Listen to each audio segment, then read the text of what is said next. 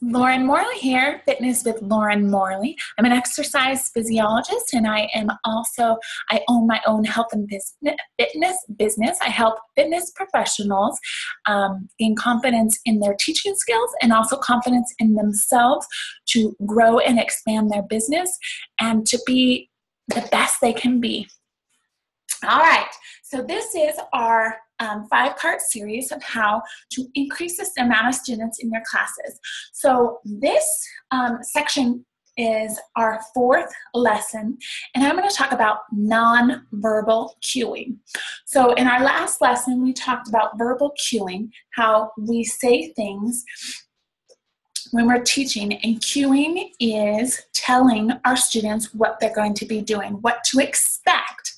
So nonverbal is just like it sounds when we're cueing without saying anything.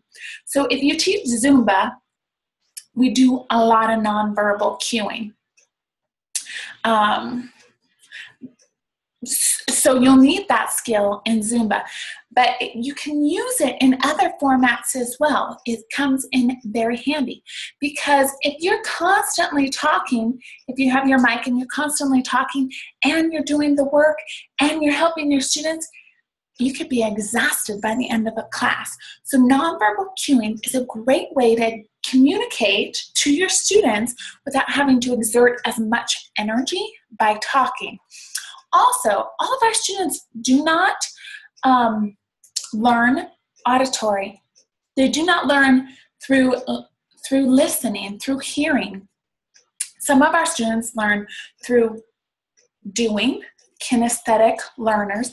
They are hands-on learners. And then we also have students that learn through sight, through visual learners. So so it's good to appeal to all aspects of learning to encompass all of your students' learning styles. So nonverbal cueing would be, here's an example. So in Zumba, I do this a lot.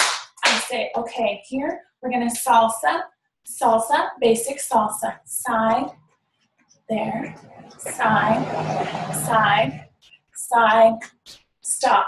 Forward, salsa, back, forward, back, and stop. Da-da-da-da.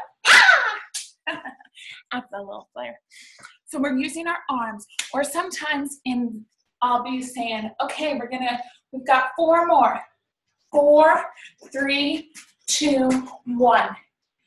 So we can count down as well using non-verbal cueing. A lot of times I go like this. This means from the top. In size, I use that. All right, we're going to take it from the top. So you can, if you're not doing this in your classes right now, I would ease into it a little bit, because sometimes, or if you have new students, it's quite comical actually, because your students will think it's part of the choreography or part of the class. They'll go, oh, you're going 2 more, 2, 1, and they're having their hand up too. Or you go this way. They're doing your cueing with you, but that's fine. They'll learn after going once or twice or seeing that they're the only ones doing it too. So they'll pick it up, they'll learn it, but then they'll know what that means.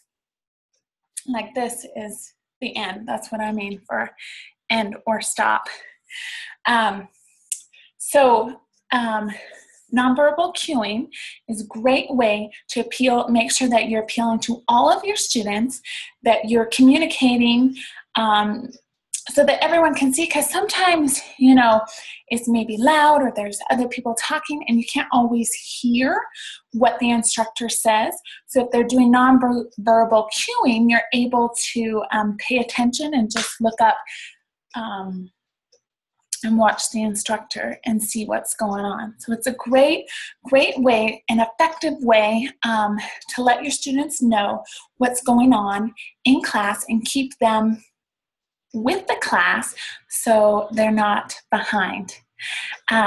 If you need some suggestions on what other nonverbal cueing would be or how to incorporate it, leave a message or leave a comment below, and I would be more than willing to help you out.